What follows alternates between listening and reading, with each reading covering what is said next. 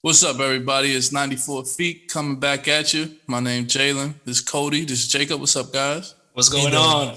Chilling, man. It was a tough night last night for the Sixers, man. What do you guys think happened? Cody, what you think first, man? Yeah, so I honestly thought from the start of that game, Sixers obviously like the refs weren't so like for the Sixers. They're calling a lot of cheeky fouls for both sides, but I saw towards in the end of the second quarter, there's a lot towards the Sixers, and Trae Young also was not playing well. He was missing his shots, playing very chaotic, and I thought the Sixers are gonna take this in the second half, but that's not at all what happened. Kevin Huerter, he took over. He put up, I think, 27. Yeah. And there's a lot of blame that needs to go towards Ben Simmons. Ben Simmons, he's an all-star caliber player, and he should not be only putting up 4 shots in the game. And there is that famous play that now everyone knows about where he spun off Gallinari, wide open dunk. Trae Young was coming over, but like Trae Young's not blocking that. That's and you could tell. Put him on a poster. Yeah, you could Too tell small, that, man. Yeah, you could tell that Simmons is in his own head right now. That the hack of Simmons really got to him, and he needs to figure out like how to rebound from this because it's not looking good. Agreed. But I know everyone's directing all the blame towards Ben Simmons because he hasn't been so effective, and I definitely agree with that. But I don't think he's the only one to blame. People don't realize how I would honestly say overrated Doc Rivers has become as a head coach. He is a great regular season coach. Don't get me wrong. Like, he got the Sixers to the 1 seed. He has enough basketball knowledge to bring his team to wins.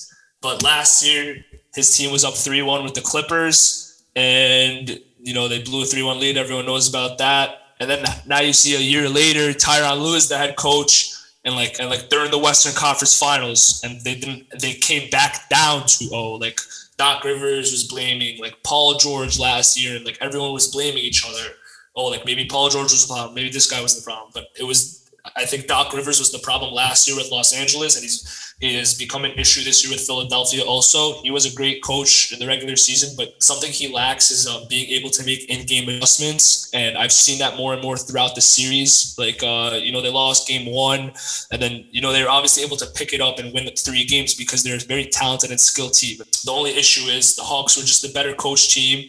Nate McMillan won the chess match between him and Doc Rivers, and besides Doc Rivers' 1 championship with a literal super team of the Celtics, he hasn't been that successful as a head coach in my eyes. He blew a couple 3-1 leads.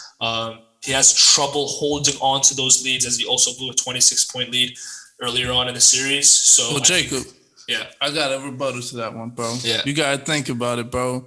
Last year was a total different year with the Clippers, and Paul George, he was in a funk, bro. True. I got to agree with Cody on this one. I think Ben Simmons is more to blame. I think Doc Rivers did the best he can. I mean, when your point guard is 6'10" and scoring 5 points in Game 7 and scared to dunk on Trae Young, come on, bro. You can't do anything with that. It's not like it's not like 2K where he can control what Ben Simmons does, you know what I mean? And it's like last year with Paul George, he had a whole different squad. And I think he relied on Paul George too much. Yes, I do agree with that. But at the end of the day, coaches can't be blamed for players not showing up to play. Yeah, they only have so much control. That's a good point. Yeah, Can't put all the blame on Doc. he can only try to prepare them as much as he can for the game.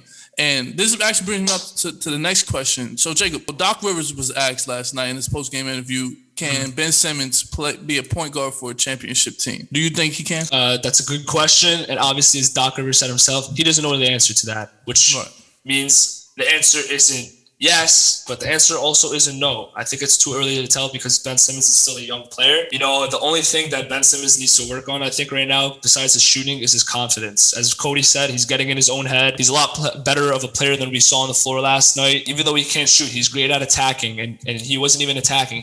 Every time he drove, his first thought was to pass it, and like he never looks to score or play or put the ball in the hoop.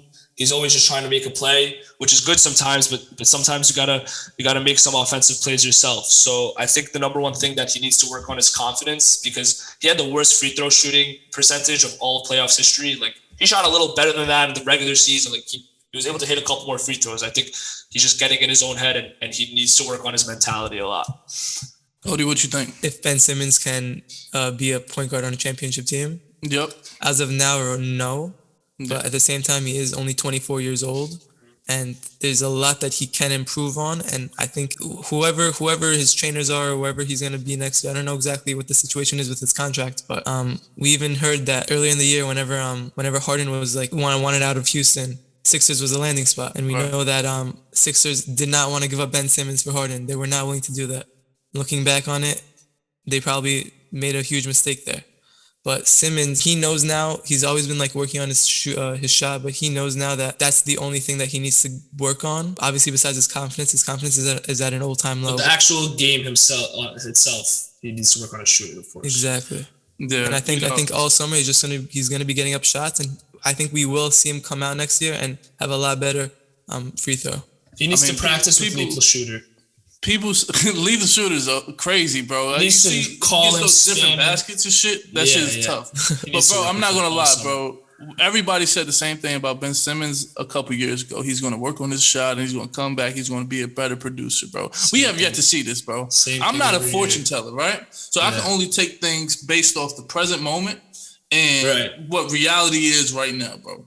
Right now, bro, Ben Simmons is not I don't think he'll ever win a championship playing. I was watching highlights of the summer league. It was back in 2016. I was watching this the other day. He was shooting. Like, he was knocking out mid-ranges. Like, he's a capable shooter. And, like, you don't need a three-point shot, but at least, like, you know, you can hit some mid-ranges and stuff. Right. And he's capable of that. There's something holding him back, and I just think him and Lethal Shooter just should spend the entire summer together, and you know, maybe he'll actually hit some shots next year. So it could be this Philly organization, bro, because in high school he was able to shoot, and if you look at Markelle Fultz, bro, as soon as he got there, his shot became terrible. He had that weird hitch, bro. That shit was fucking wild, bro.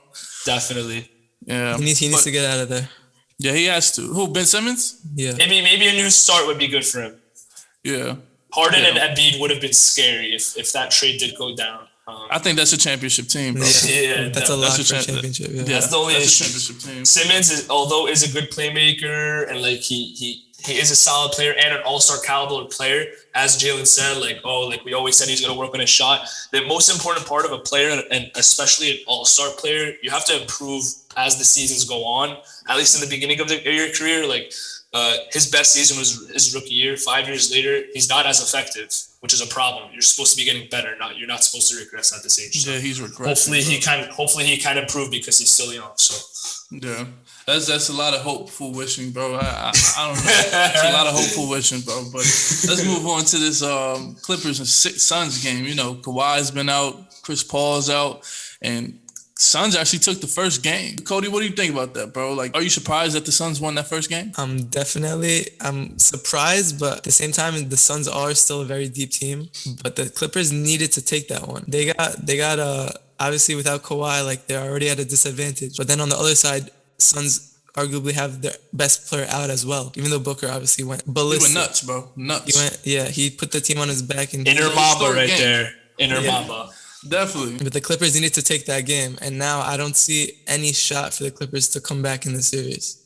Oh man! Even if they take the next one, like I just don't see it. The Clippers are a very gritty team. They're a good team, even without Kawhi. But the Suns team is just different. Yeah, I agree. You know, the Clippers. What I learned from them this year, extremely resilient team. And a lot of credit to the Clippers, you know, coming down 2-0 against the Mavericks and winning that series in 7, going down 2-0 against the Jazz and not letting them win a game after that. You know, it's really impressive. But this Suns team is on a different level than the two teams they played before, as you said, Cody.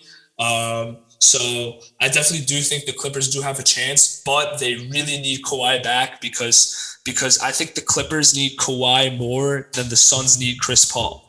The Suns without Chris Paul, you know, Cameron Payne, you know, he fills in his shoes pretty well.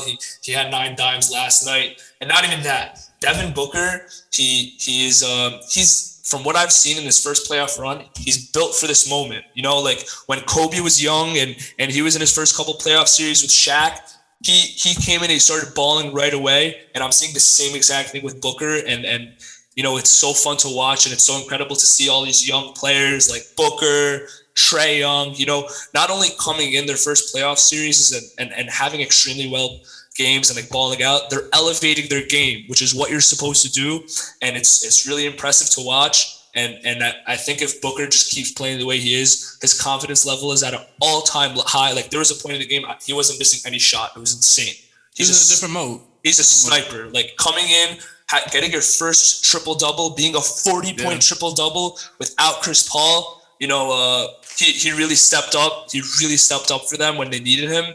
And the only way the Clippers can do that also is if Paul George does step up, which he did last night. But, it all comes to the Suns just, being a deeper team in my eyes and having a lot more reliable players. I think the Suns had a great game last night. I think Devin Booker had a historic game, right? Yeah. I do not think it's sustainable, bro. Like this Clippers team, I feel like both of you guys are discrediting this Clippers team, bro. You're both forgetting about the young guy on the Clippers, Terrence Mann, bro. Terrence Mann. That's the difference maker, bro. He's coming off of a crazy series, bro. His confidence is at an all-time high, bro. For sure. If these next games he steps up, it's going to be a different type of ball game because I feel like he's the type of person that needs to step up in the absence of Kawhi. You know what I mean? Paul George has to step up as well, but I think more importantly, they have to figure out a way to contain Devin Booker. Because if you shut down Devin Booker, who else is going to step up on scoring? No one. Jay Crowder. Jay Crowder. DeAndre Ayton might turn into Shaq. Who knows? Yeah, they got guys that can put the ball in the hoop. They have guys that can put the ball in the hoop, but not score at a clip like Devin Booker. You know what I mean? Like the series is far from over for sure. Yeah, bro, it's far from over. I think this is definitely a 6-7 game series for sure. And don't let Kawhi come back, bro. If Kawhi comes back, Clippers got it. Yeah. Really? I think it's up in the air. If Kawhi comes back and CP3 comes back game 2 or game 3, they both come back game 3 and it's 1-1. You think? If they both come back, I think it's going to go to game 7, and for sure. I think it's going to come down to the wire like that Nets Bucks game, and even that Sixers Hawks game, bro. But I think Kawhi, that's new age Michael Jordan, bro. I said it. That's new age Michael Jordan. No one's stopping him in the clutch, bro. Come on, bro. No one is stopping. At his best. I do see some similarities for sure. Bro, their games are so similar. But then there's mid-range. Then there's Booker and CP3 on the other side that are just as clutch, maybe more clutch. I think Booker and CP3 is what David Stern was scared Kobe and CP3 would be. Yeah. I can see that. Why he vetoed that trade. I can see that. But also, you got to think about it this way too, Cody. The size difference, right? You put a bigger guard on CP3. I put Kawhi on Devin Booker. Okay. He's stopping that. Okay. He's stopping that. There's no answer for that. Not every time, but. No, of course not every time. Devin Booker's going to get a nice little 20, Booker's 25. going to do his thing.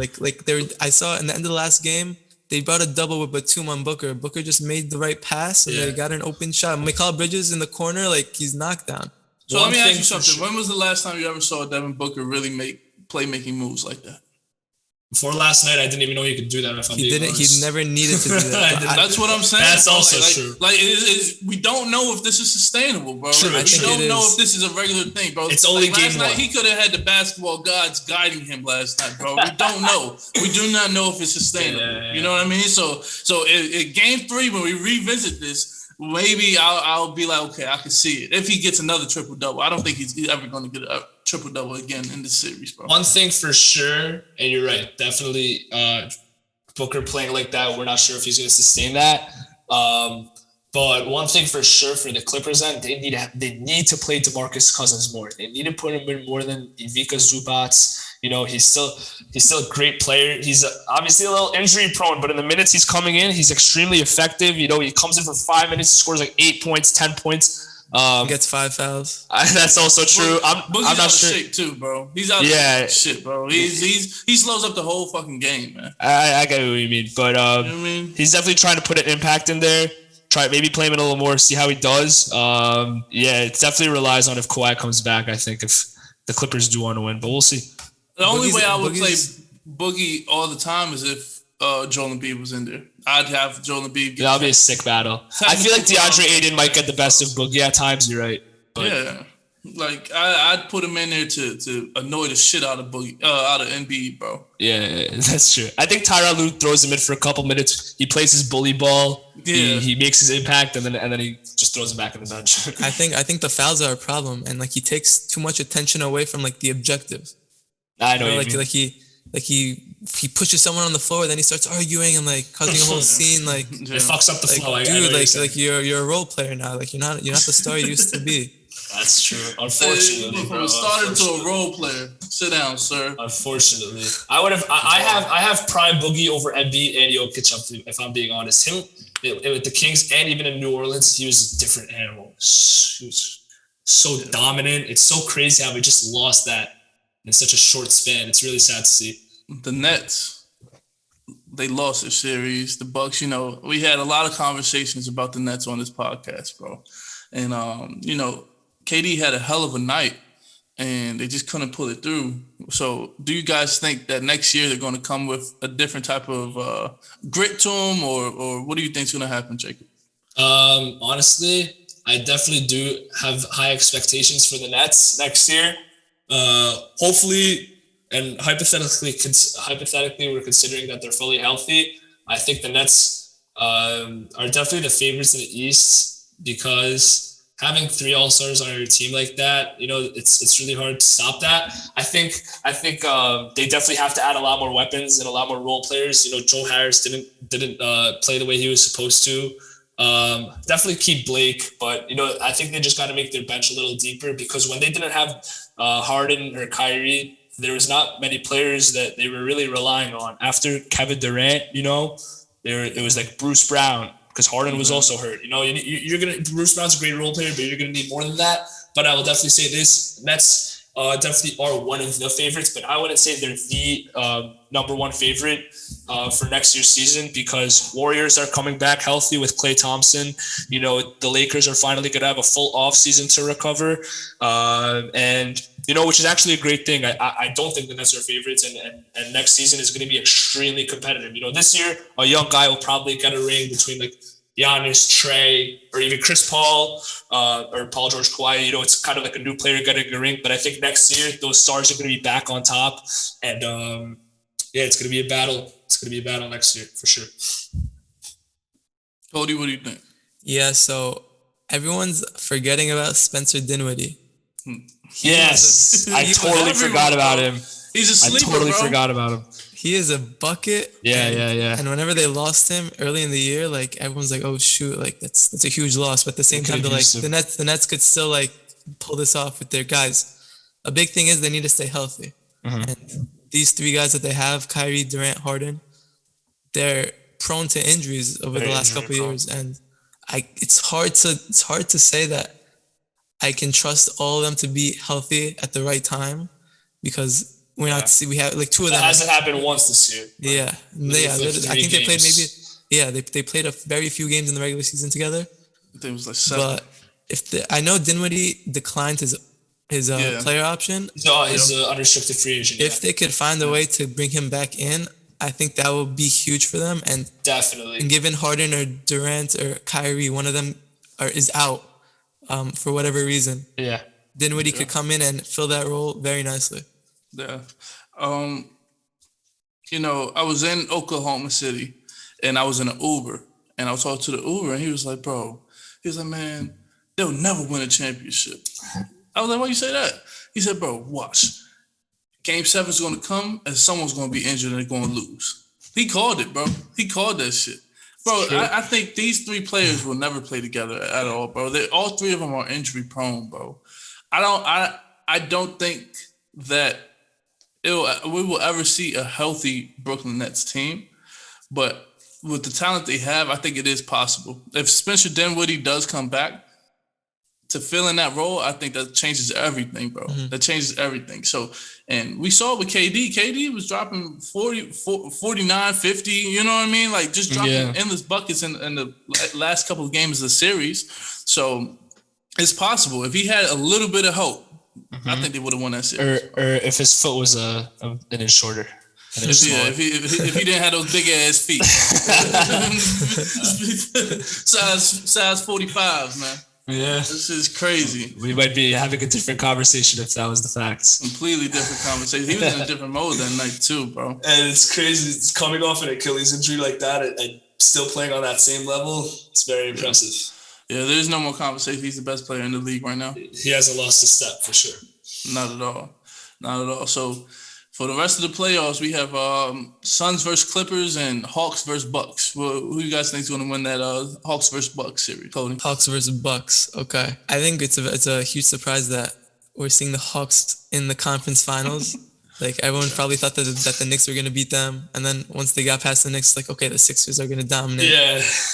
Crazy. They steal a game one, and then they steal another game, and then like slowly by slowly, like they're up 3-2. It's like okay, like this they could they could win this, and I think the Hawks can do the same thing. Like we're seeing the same, like Bucks coming off like a nice series.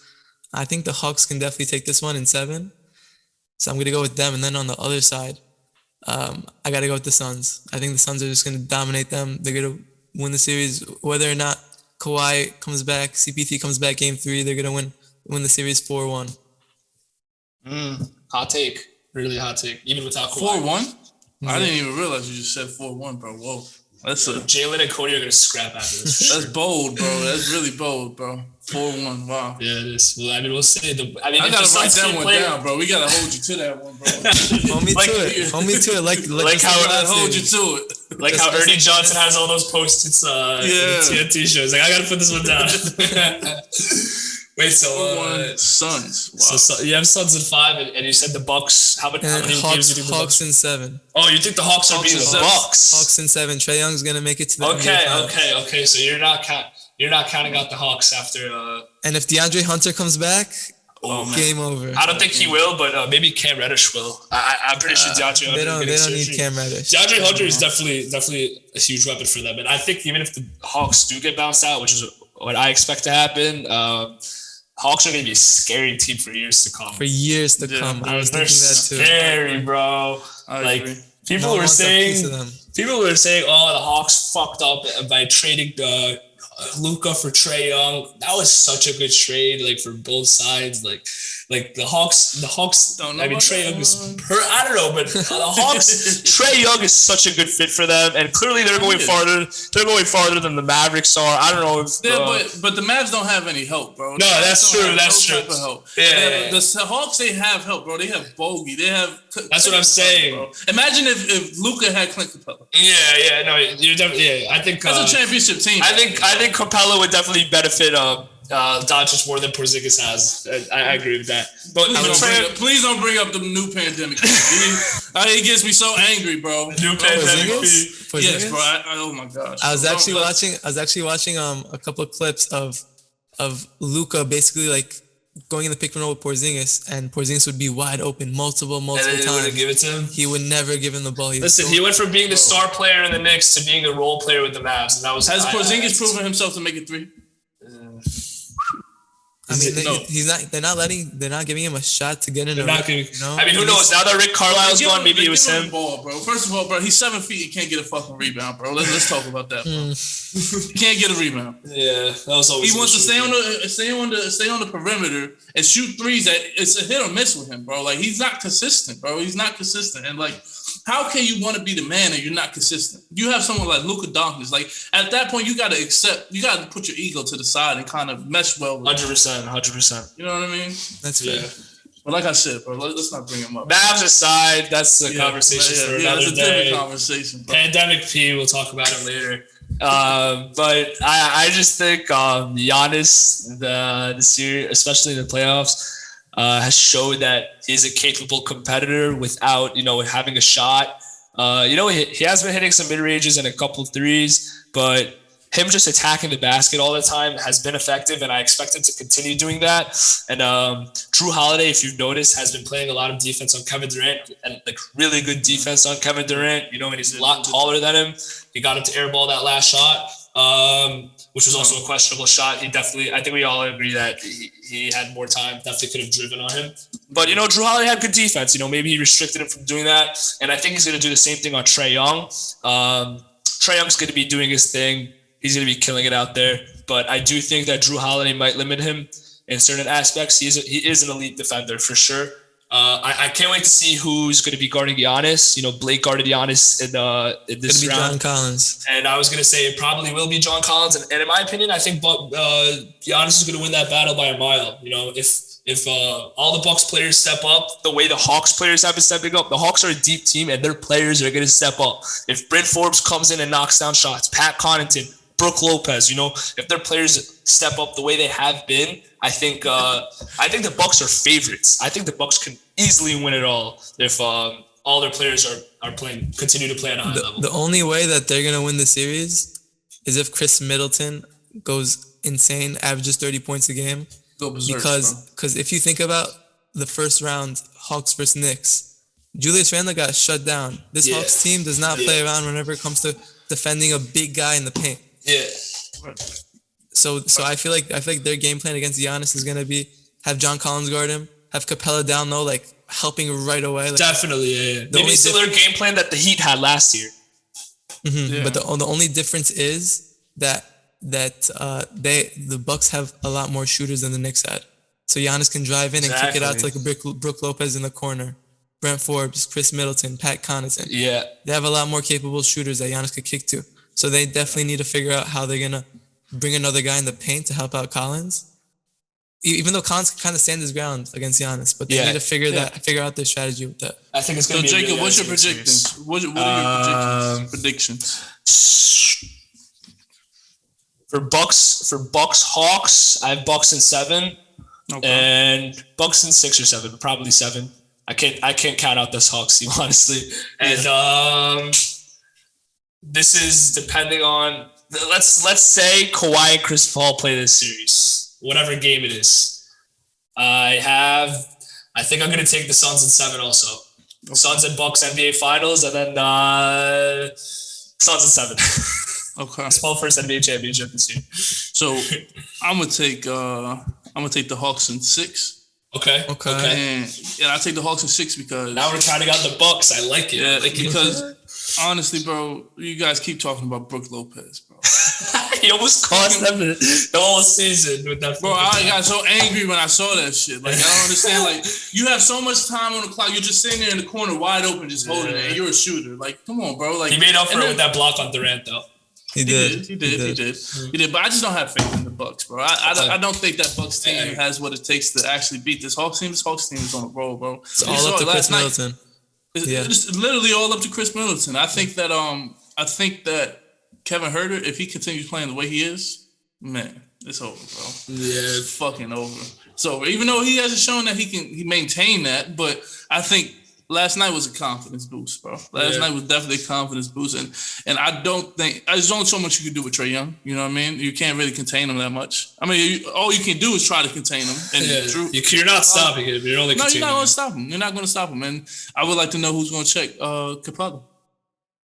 Yeah, who's going to check Capella? That's going to be Lopez. Trae Young's going to have his lobs all series long. No one has found a way to stop that so far. Bro, we're going to see this all. We're going to see that all series, bro. All series, bro. We'll be that's going to be a fun series. It's going to be a fun series. Yeah, and then I got Clippers in 7 as well. Okay. Clippers in 7. I can't. Do you think Kawhi's going to come back? I hope he does. I know it's no ACL here, so there's a lot of hope for wishing. And knowing all around. Kawhi's a winner, bro. He's a winner.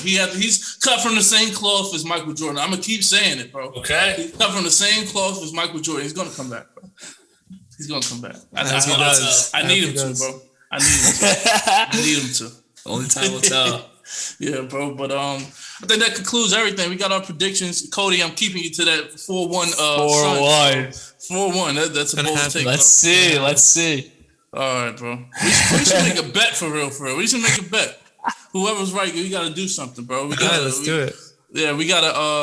How about this? Whoever. So you said Clippers in 7? Yep, Clippers in 7. Okay, so whoever's closer, the other person has to crack an egg on their head. Oh shit! Crack an egg. All right, fuck it. Let's do it. Shit. Fuck it. I'm down for that. That's a bet. That's a bet. And we can have odds on it. And yeah. All right, I'm rooting for Clippers in 7 now because I didn't see an egg cracked on Cody's real talk. So yeah, it has to be Clippers in 7. So how we doing it? Let's say Suns win in 7. Nah, then I think it's one or the other. Yeah, it's one or the other. If it's something else, then hey, push. Okay, got it. Push. Yeah. So like if so you're going Clippers in 7-2, Jacob. Well, now that we're talking about it like this, and I'm in this, then no, I'm going Suns in 7. I don't want no egg crack on my head. So Jacob got Suns in 7. Jacob got Suns in 7. Okay. I think this should be a bet between you guys though, because it's nice and interesting. Yeah, we can do that. We can do that. It definitely could be me and Cody. I'm down. It's gonna be televised, bro. I hope you have a nice hard egg waiting for you. All right? Now it's gonna be an interesting. I'll ship one over to your house. Go ahead. It's gonna be an interesting series for sure. For sure. But all right, I think that concludes another episode of 94 Feet, man. Before you click off, bro, I need you to hit that subscribe button and like. Sure. And also, if you comment, we can have more things to talk about, bro. Yeah, let us know what you want to talk about for next episode. Keep the discussion going. So, yeah, man. Appreciate you for tuning in. Be on the lookout for the next episode. Peace. Peace, guys.